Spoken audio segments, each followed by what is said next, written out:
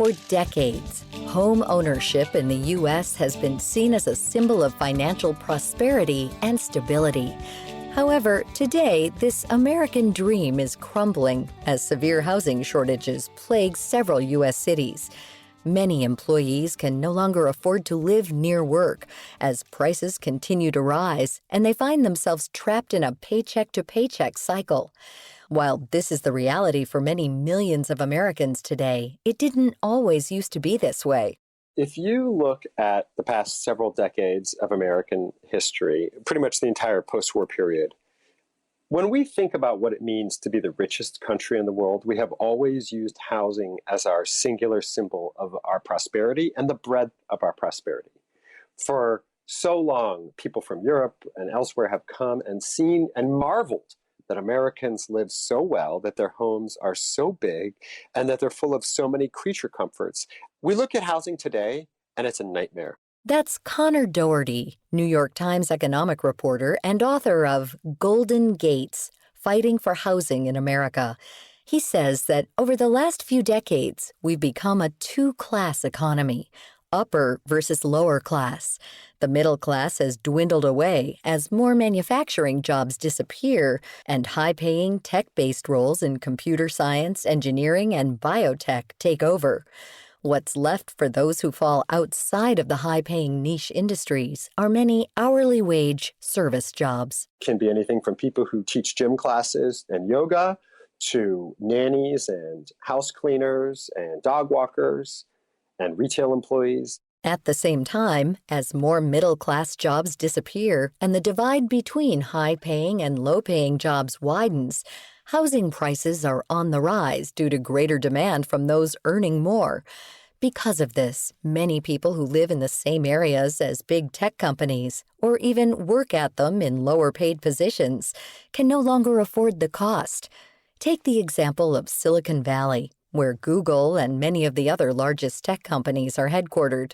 These are the two poles of the economy.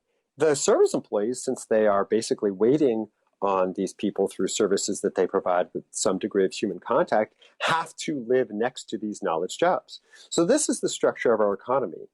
But our housing market looks nothing like this. We don't have anywhere near enough affordable housing for people on the lower income scale. And gentrification is basically just people at the higher end kind of going and claiming apartments and homes that used to be available to lower income families. In effect, service workers must seek affordable housing far away from their work, resulting in daily commutes that are strenuous and inefficient. We now have people who commute 2-3 hours to work.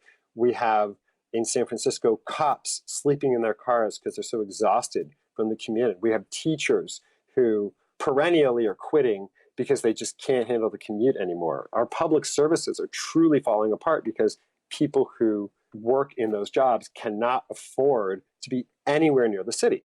The obvious solution is to build more affordable housing within city limits.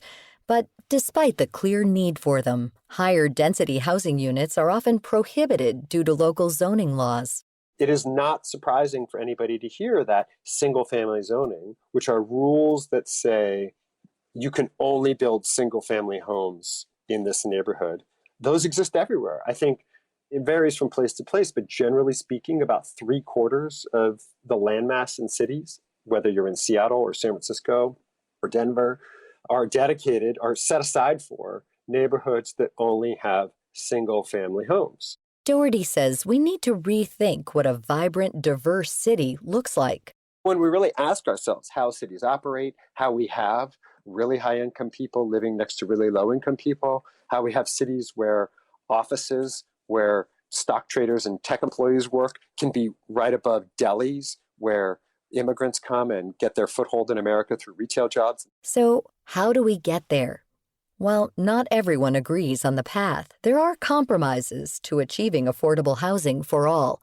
It doesn't have to mean the demolition of historical brownstones or sudden construction of high-rise buildings. In California, we just had a proposal for a law that would allow 4 to 8-story buildings within a half mile of any train stop. That would, if it had passed, but it didn't, have allowed people to build pretty substantial apartment buildings in neighborhoods that only have single-family zones. In Chicago last month, the city decided to turn high-rise office buildings in the downtown financial district into residential housing. The plan is partially subsidized by taxpayer money because 300 of the 1,000 units will be set aside for low and moderate-income Chicagoans. Proponents of the plan say this not only creates more affordable housing, but reinvigorates an area that was heavily hit by the pandemic. Another idea that some towns have embraced is constructing smaller buildings known as accessory dwelling units, or ADUs, also called granny flats. Essentially, these are tiny homes built in already existing backyards. Your standard typical house, the 2-bedroom, 3-bedroom, 2-car garage, 2-bathroom, is 1,200 to 2,000 square feet. And I'm calling a tiny home anywhere from around 150 square feet up to 800 square feet. That's tiny homeowner Patricia Foreman, author of A Tiny Home to Call Your Own, Living Well in Just Right Houses. I think there are more people who would like to live in smaller homes than there is the availability of smaller homes, partly because zoning for small homes is very difficult. It was zoning and financing that pretty much put us out of business because people would come and they go, oh, yes, I can put this right there and my granddad can live close by or a son or daughter, and then they'd go and check with their zoning and it wasn't allowed. Or it had to have so many setbacks or it had to be attached to a duplex. So there's a lot that with conventional housing that rules against tiny houses. However, as cities grapple with rising costs, more local governments are realizing that tiny homes can be one part of the solution in reducing housing inequality and gentrification. The San Diego City Council recently expanded options to include granny homes, which were formerly prohibited. Since then, requests for building permits for granny flats have increased 1,000% in the city. While the cost of tiny homes, or ADUs, can vary widely, they still add up to be far more affordable than most traditional options.